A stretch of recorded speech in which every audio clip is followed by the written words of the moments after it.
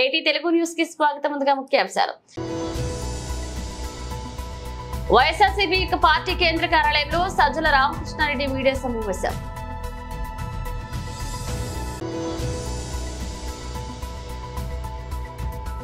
మంగళగిరిలో బ్రాహ్మణి ఎన్నికల ప్రచారం.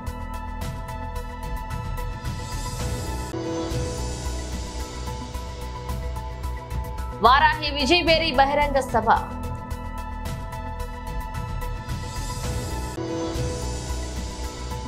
రిజర్వేషన్ల రద్దు చేసే కుట్రతోనే 2021లో మోదీ కులగణన చేయలేదు సీఎం రేవంత్ రెడ్డి.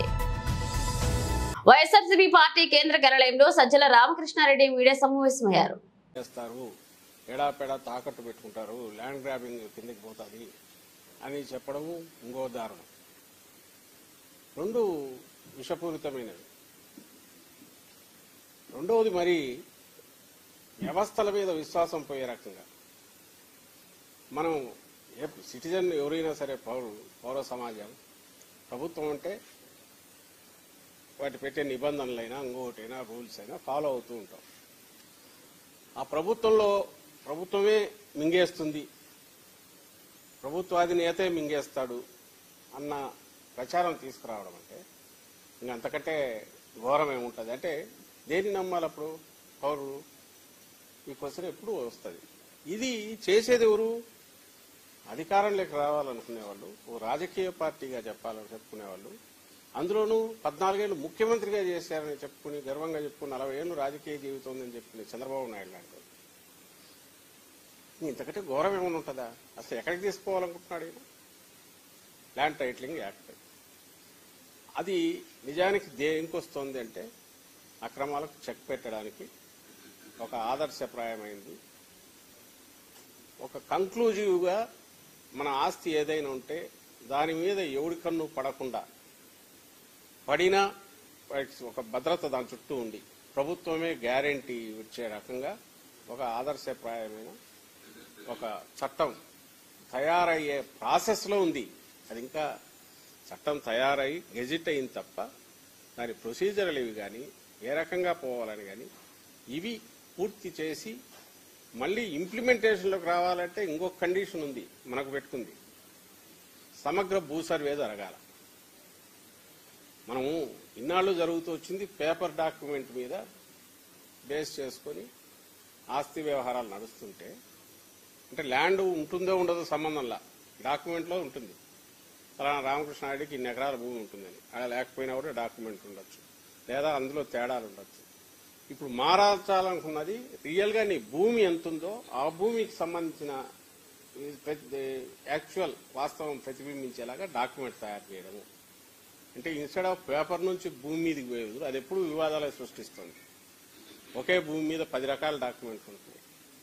ఒకే ల్యాండ్ మీద 2-3 రిజిస్ట్రేషన్లు కూడా జరుగుతున్నాయి. దీని కాకుండా వన్స్ ఫర్ ఆల్ నీ భూమి, నీ ఆస్తి, ఇమ్మూవబుల్ ప్రాపర్టీ ఏది ఉంటే దానికి సంబంధించినంతవరకు అది అపార్ట్మెంట్ కావచ్చు, ఇంకోటి కావచ్చు, ఇంటి స్థలం కావచ్చు, భూమి కావచ్చు, దీనికి సంబంధించినది వాస్తవమైన దీని నుంచి డాక్యుమెంట్ తయారవుతుంది. ఇది పెద్ద ఒక రెవల్యూషనరీ ఎఫర్ట్, రెవల్యూషనరీ ట్రాన్స్ఫార్మేషన్. ఇది ఏం ఓవర్ నైట్ ఎందుకు అవుతుంది? టైం పడుతుంది. పట్టడానికి ముందు సర్వే, సమగ్ర సర్వే జరగాల. ఆ యాక్టివిటీ ఇప్పుడు నడుస్తుంది. అసలు నాకు అర్థం కాదు ఏదంటే, ఇప్పుడు వీళ్ళు అంటున్న ఏ ఆరోపణలు చేస్తుంటారు. ఈ రోజు కూడా అన్యాయం అనేవి చేశారు. అసలు ఆ రైతులు ఏడంట, ఎవడో సాంబశివుడు అని ఎవడో ఇంకోటి ఎవడో చెప్పి ఈనాడు బ్యానర్ స్టోర్ రాశారు. లేని రైతులు, అసలు రైతు లేడు, భూమి లేదు, అసలు జరిగింది వాస్తవం కాదు, ఏమీ లేదు, ఒక కథ కల్పిత కథ రాసేసి జనం మీద వదిలేశారు. కేవలం సర్క్యులేషన్ ఉంది కదా అని చెప్పి నమ్ముతారు. అక్షరం అంటే ఇప్పటికే గౌరవం ఉంటుంది, వాస్తవం ఉంటుంది అని అనుకుంటారు కాబట్టి నమ్ముతారు. వేసి రాసి పడేశాడు జనం. ఇక్కడ కూడా అంతే. మిగిలిన వీళ్ళ ప్రచారం ఇది కాక IVRS కాల్స్ రకరకాలు ఏది పెడుతున్నారు. రోజు ఆరోపణలు, ల్యాండ్ గ్రాబింగ్ అంటాడు. ఆయనకాయన చంద్రబాబు అని ఆయనకాయనే దాని మీద లాక్కుంటూ రోజు ఉపన్యాసాలు ఇస్తున్నారు. నిజంగా ల్యాండ్ గ్రాబింగ్ అనేది ఎప్పుడు జరిగిందంటే 14-19 మధ్య టీడీపీ హయాంలో జరిగింది. దానికి చెక్ పెట్టడానికి ఇప్పుడు జగన్మోహన్ రెడ్డి గారు తీసుకొస్తున్నారు. మంగళగిరిలో బ్రాహ్మణి ఎన్నికల ప్రచారాన్ని చేపట్టారు. సులకపేట గార్మెంట్ పరిశ్రమ మహిళా ఉద్యోగులతో బ్రాహ్మణి సమావేశమయ్యారు.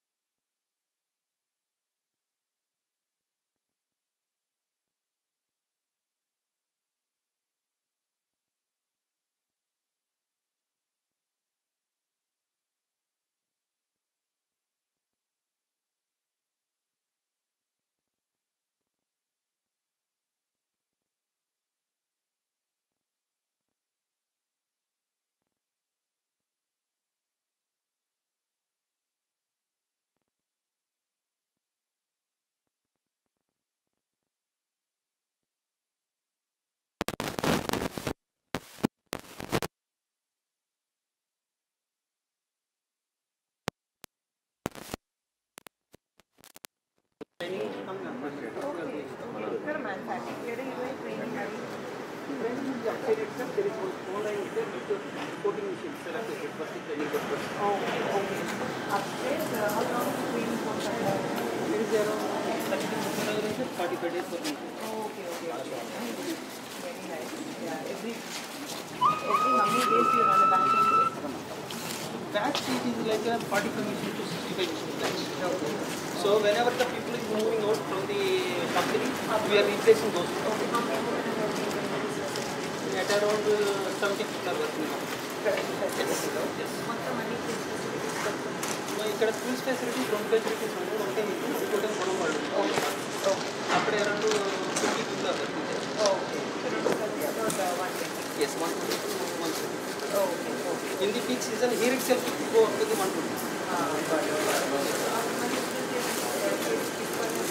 అప్పుడు మేము ఫ్రెష్గా తీసుకుని మళ్ళీ ట్రైనింగ్ చేస్తాం. Very good. Maximum we are giving employment to the freshers. Very good. Since there is no experience, people are available. So young ladies చాలా మంది ఉంటారు. Now young ladies uన్నారు. At the same time, we are taking people up to the 45 years. Ladies and specialty చేయగలుగుతారు. Manufacturing ladies and ఎలా specialty చేయగలుగుతారు. You see, because of the ladies' finger dexterity and hand dexterity is more comparing with gents. So that's why they perform well better than the gents. And especially when you are comparing with Gudangkadu and Prakash and Nordupet area, these people are having more finger dexterity and their hand dexterity. Exactly. Good to know that, Andy. Will you show me the facility? Yeah, this is from our cutting facility.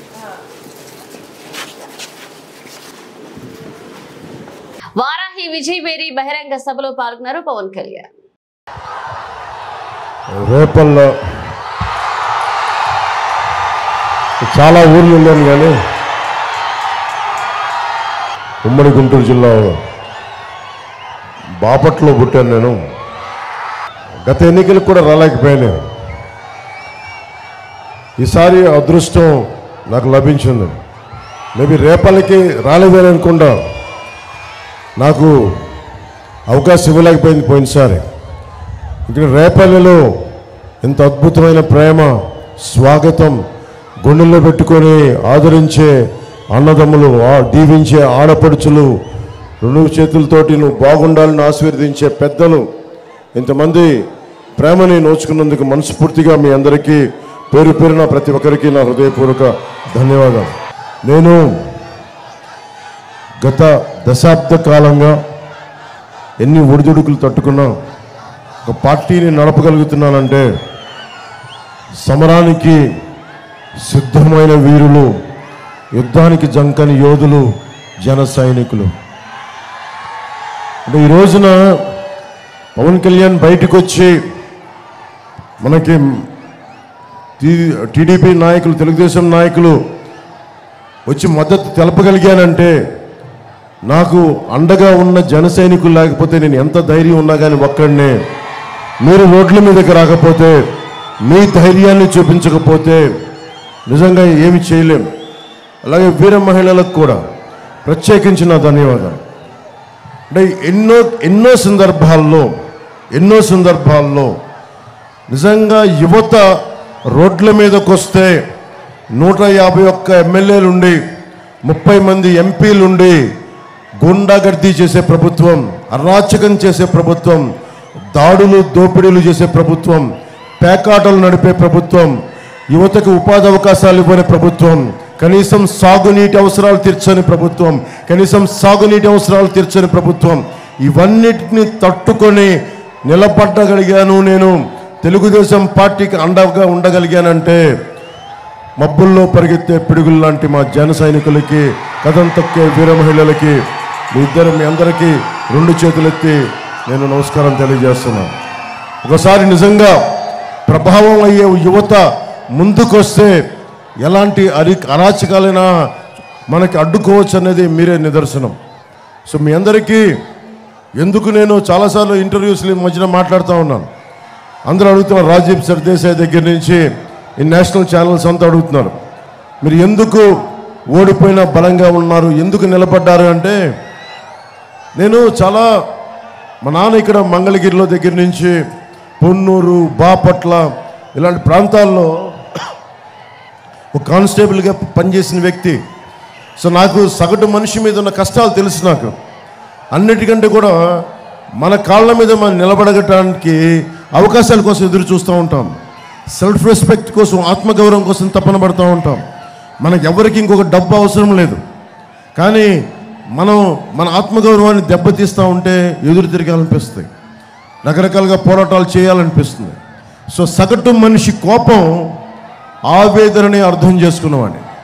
అందుకనే దశాబ్దం ఏమాత్రం ఎన్ని ఓటములు దెబ్బలు తిన్నా నేను ఒకటే అనుకున్నా, ఒక విగ్రహాన్ని చెక్కేటప్పుడు ప్రతి దెబ్బ ఒక అనవసరమైన ముక్కను తీసి ఒక అందమైన శిలాకృతి ఎలా వస్తుందో, జనసేన తీసుకున్న ప్రతి ఓటమి దెబ్బ అనవసరమైన ముక్కని. రిజర్వేషన్లు రద్దు చేసే కుట్రతోనే 2021లో మోదీ కులగణన చేయలేదని ఆరోపించారు సీఎం రేవంత్ రెడ్డి. నేను ఇవాళ మేధావులను ఆలోచన చేయమని అడుగుతున్నా. బ్రిటిషర్స్ ఉన్నప్పుడు 1881 140 సంవత్సరాల క్రితం బ్రిటిష్ వాళ్ళు ఈ దేశంలో ఉండే జనాలను జనాభా లెక్కలు కట్టి ప్రతి 10 సంవత్సరాలకి ఈ దేశంలో జనాభా ఎంతుందో లెక్కలు చెప్పేటోరు. భారతీయ జనతా పార్టీ నరేంద్ర మోడీ ప్రధానమంత్రి అయ్యే వరకు 60 ఏళ్ళు బ్రిటిష్ వాళ్ళు క్రమం తప్పకుండా ప్రతి 10 సంవత్సరాలకు జనాభా లెక్కలు పెట్టిండ్రు. కాంగ్రెస్ పార్టీ అధికారంలోకి వచ్చి స్వతంత్రాన్ని తెచ్చి 60-70 సంవత్సరాలు జనాభా లెక్కలు కట్టిండ్రు. 2014 తర్వాత జనాలలో మార్పు వచ్చింది. జనాభా లెక్కలతో పాటు కులగణన కూడా జరగాలి అని బలహీన వర్గాలు డిమాండ్ చేసిండ్రు. ఆ డిమాండ్ను కాంగ్రెస్ పార్టీ ఒప్పుకున్నది. 2021లో జనాభాతో పాటు కులగణన జరగాల్సిన అవసరం ఉండే. ఈసారి భారతీయ జనతా పార్టీ నరేంద్ర మోడీ గారు రెండోసారి ప్రధానమంత్రి అయినాక జనాభా లెక్కలు గాని కులగణన గాని చెయ్యలేదు. నేను సూటిగా కిషన్ రెడ్డిని అడుగుతున్నా, బండి సంజయ్ని అడుగుతున్నా, ఈ రాష్ట్రానికి వస్తున్న నరేంద్ర మోడీ, అమిత్ షాని అడుగుతున్నా, 2021లో మీరెందుకు జనాభా లెక్కలు చేయలేదు? మీరెందుకు కులగణన చెయ్యలేదు? దీని వెనకాల కుట్ర లేదా? దీని వెనకాల కుతంత్రం లేదా? దీని వెనకాల రిజర్వేషన్లు రద్దు చేయాలన్న దుర్మార్గమైన మీ ఆలోచన లేదా? ఇవాళ ఈ దేశంలో 90% ఉన్న దళితులు, గిరిజనులు, బలైన వర్గాల యొక్క రిజర్వేషన్లను రద్దు చేసే అధికారం, హక్కు మీకెవడిచ్చిండు? ఎమ్మెల్యేగా, ఎంపీగా, కేంద్ర మంత్రిగా కిషన్ రెడ్డి మంచి నాయకుడిగా గుర్తింపు ఉంది. ఇక ఆయన్ను సికింద్రాబాద్ బీజేపీ అభ్యర్థిగా భారీ మెజార్టీతో గెలిపించాలని సురేష్ గోపి మలయాళం సినీ నటుడు అన్నారు. Telangana, when he became an MP and then turned a minister in the Ministry of Home as an MOS and then the Culture Ministry, I've been working very close with him in various issues regarding a promotion and upliftment of the dire needs and necessities of my state and even Tamil Nadu. Gummadavalli was one such gramam or panchayat which Kishan Reddy ji had adopted under the SAGI, the Sansad Adarsh Gram Yojana. If you need to measure the capacitancy of an MP, the basic disbursals he should be caring for, because it's the life of the people of small villages. Compare it with the other 16, or keeping aside 3 other BJP MP, 13 MPs. What have they done in the front? How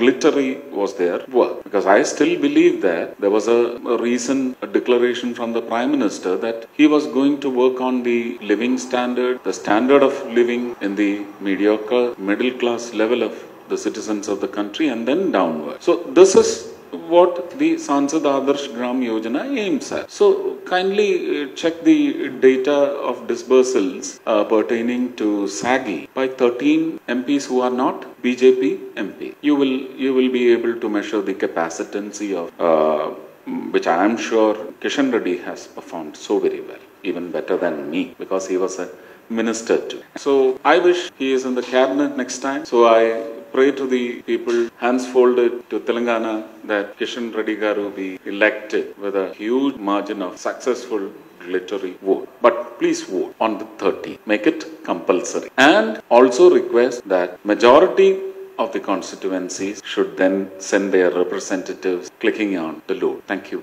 very much. నిత్యం పలు పనుల్లో బిజీగా ఉండే వాళ్ళు అనేక సందర్భాల్లో నిలబడి నీళ్లు తాగుతుంటారు. ఇలా చేయొచ్చని కొందరు అంటే మరికొందరు మాత్రం నిలబడి నీరు తాగడం హానికరమని భావిస్తుంటారు. అయితే ఆయుర్వేదం ఈ అంశంపై నిస్పష్టమైన సూచనలు చేసింది. ఆయుర్వేద నిపుణుల ప్రకారం నిలబడి నీళ్లు తాగడం అనేక రకాల అనారోగ్యాలకు దారితీస్తుంది. నిలబడి నీళ్లు తాగడం వల్ల కీళ్లలో నీరు పేరుకుంటుందట. అంతేకాకుండా ఫ్లూయిడ్ బ్యాలెన్స్ దెబ్బతిని విషతుల్యాల విడుదలకు కారణమవుతుంది. అంతిమంగా ఇది కీళ్ల నొప్పులు బారిన పడే చేస్తుంది. ఇక నిలబడి నీళ్లు తాగడంలో నీరు వేగంగా కడుపులోకి చేరుతుంది ఆయుర్వేదం చెప్తుంది. ఇది కడుపులో జీర్ణ రసాల సమతుల్యాన్ని దెబ్బతీస్తుంది. ఫలితంగా అరుగుదల తగ్గుతుంది. కాబట్టి నీటి ప్రయోజనాలు పూర్తిగా పొందాలంటే నిలబడి నీరు తాగడమే శ్రేయస్కరమని నిపుణులు చెప్తున్నారు. అయితే ఆధునిక వైద్య శాస్త్ర నిపుణులు మాత్రం ఈ విషయంలో భిన్నమైన అభిప్రాయాలు వ్యక్తం చేస్తున్నారు. నిలబడి నీళ్లు తాగినా కూర్చుని నీళ్లు తాగినా పెద్ద తేడా ఏమీ ఉండదని చెప్తున్నారు. అయితే పడుకుని మాత్రం ఎట్టి పరిస్థితుల్లోనూ నీరు తాగొద్దని హెచ్చరిస్తున్నారు. విధుల్లో అప్రమత్తంగా ఉండాల్సిన స్టేషన్ మాస్టర్ కునుకు తీయడంతో ఓ ఎక్స్ప్రెస్ రైలు ముందుకు కదలలేదు. సిగ్నల్ లేని కారణంగా ఏకంగా అరగంట పాటు రైలు నిలిపివేయడంతో ప్రయాణికులు అసహనానికి లోనయ్యారు. పూర్తి వివరాల్లోకి వెళితే పాట్నా కోట ఎక్స్ప్రెస్ రైలు మే 3న ఉడిమోర్ జంక్షన్ కు చేరుకుంది. అక్కడున్న స్టేషన్ మాస్టర్ అప్పటికే కునుకులోకి జారుకోవడంతో సిగ్నల్ మార్చలేదు. స్టేషన్ మాస్టర్ ను మేల్కొల్పేందుకు లోకో పైలట్ అనేక సార్లు హారన్ కొట్టినట్లుగా తెలిపింది. ఇక మరొక వైపు రైలు ఎంతకీ కదలకపోవడంతో ప్రయాణికులు అవస్థలు పడ్డారు. కాగా స్టేషన్ మాస్టర్ విధిలో నిర్లక్ష్యాన్ని ప్రదర్శించడానికి తీవ్రంగా పరిగణించిన డివిజన్ రైల్వే అధికారులు ఆయన నుంచి వివరణ కోరారు. అనంతరం తగు క్రమశిక్షణా చర్యలు తీసుకుంటామని ఆగ్రా రైల్వే డివిజన్ పిఆర్ఓ ప్రసక్తి శ్రీవాస్తవ ఓ వార్తా సంస్థకు తెలిపారు. స్టేషన్ మాస్టర్ తన తప్పును అంగీకరించాడని, తప్పిదానికి క్షమాపణ చెప్పినట్లుగా సంబంధిత వర్గాలు తెలిపాయి. తనతో పాటు డ్యూటీలో ఉన్న ఎంప్లాయ్మెంట్ ట్రాక్ తనిఖీలకు వెళ్లడంతో తాను స్టేషన్ లో ఒంటరిగా ఉన్నానని స్టేషన్ మాస్టర్ తెలిపాడని చెప్పారు. తమపై నమ్మకంతో జనసేన అధినేత పవన్ కళ్యాణ్ ఇచ్చిన ఎన్నికల ప్రచార బాధ్యతతో నిర్వర్తించి ఎన్డీఏ కూటమి అభ్యర్థులు విజయానికి శక్తి వంచన లేకుండా కృషి చేస్తామని ఉమ్మడి తూర్పు గోదావరి జిల్లా జనసేన ప్రోగ్రాం కమిటీ సభ్యుడు రౌతలపూడి మండల జనసేన ప్రచార కమిటీ ఇన్ఛార్జ్ కరణం సుబ్రహ్మణ్యం అన్నారు. కాకినాడ జిల్లా రౌతలపూడి మండలంలో కరణం సుబ్రహ్మణ్యం ఆధ్వర్యంలో పలు గ్రామాల్లో ప్రచారాన్ని హోరెత్తిస్తున్నారు. గిడిజాం గ్రామంలో ఆయన కూటమి శ్రేణులతో కలిసి ఇంటింటా ప్రచారంలో భాగంగా ప్రతి ఇంటికి వెళ్లి ఉమ్మడి మేనిఫెస్టోలో ఇచ్చిన హామీలని ప్రజలకు వివరిస్తూ కరపత్రాలు పంపిణీ చేశారు. ఈ సందర్భంగా కరణం సుబ్రహ్మణ్యం మాట్లాడుతూ రాష్ట్రం అభివృద్ధి చెందాలంటే కూటమి ప్రభుత్వం అధికారంలోకి రావాలని ప్రతిపాడు నియోజకవర్గం కూటమి అభ్యర్థిని వరపుల సత్యప్రభను, కాకినాడ ఎంపీ అభ్యర్థి తంగిళ్ల ఉదయ శ్రీనివాస్ అత్యధిక మెజార్టీతో గెలిపించాలన్నారు. అలాగే గ్రామంలో ప్రతి కార్యకర్త కూటమి ప్రభుత్వ విజయానికి ప్రతి ఒక్కరూ కృషి చేయాలన్నారు. కాకినాడ జిల్లా జనసేన పార్టీ సంయుక్త కార్యదర్శి పి సతీష్, రౌతలపూడి మండల ఉపాధ్యక్షుడు ఎన్ నాగు, ప్రధాన కార్యదర్శి షేక్ సలీం, గిడిజాం టీడీపీ నాయకులు కె దొరబాబు, టి వెంకటరమణ, జనసేన నాయకులు పాల్గొన్నారు.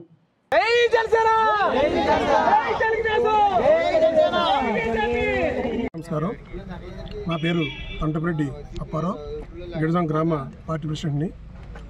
అయితే ఇప్పుడు జరుగుతున్న ఎన్నికల్లో మన ఎన్డీఏ కూటమిగా ఏర్పడి జనసేన, బీజేపీ, టీడీపీ ఉమ్మడి కూటమిగా బయలుదేరి ఎన్నికలకి వెళ్ళబోతున్న తరుణంలో ప్రసార భాగంలో జనసేన, బీజేపీ, టీడీపీ కార్యకర్తలందరూ ఏకస్తులై గ్రామాల్లో పర్యటిస్తూ గాజు అలాగే సైకిల్ గుర్తు ప్రచారం చేస్తూ ఉన్నాం, ప్రజలకు తెలియజేస్తూ ఉన్నాం. రానున్న రోజుల్లో ఎలక్షన్లో సత్యప్రభ గారికి ఎమ్మెల్యే అభ్యర్థిగా అత్యధిక మెజార్టీతో గెలిపించాలని ప్రజల్ని వినియోగించుకుంటున్నాం.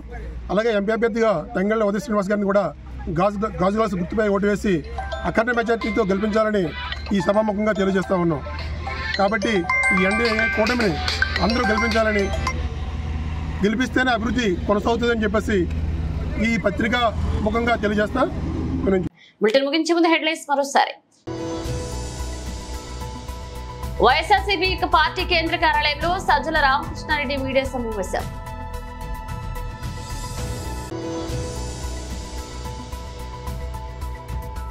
మంగళగిరిలో బ్రాహ్మణి ఎన్నికల ప్రచారం.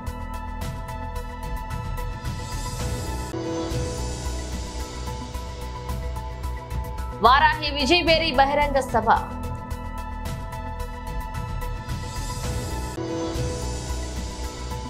రిజర్వేషన్ల రద్దు చేసే కుట్రతోనే 2021లో మోదీ కులగణన చేయలేదు సీఎం రేవంత్ రెడ్డి. ఇవి ఇప్పుడు అప్డేట్స్. మన అప్డేట్స్ తో మళ్ళీ కలుద్దాం.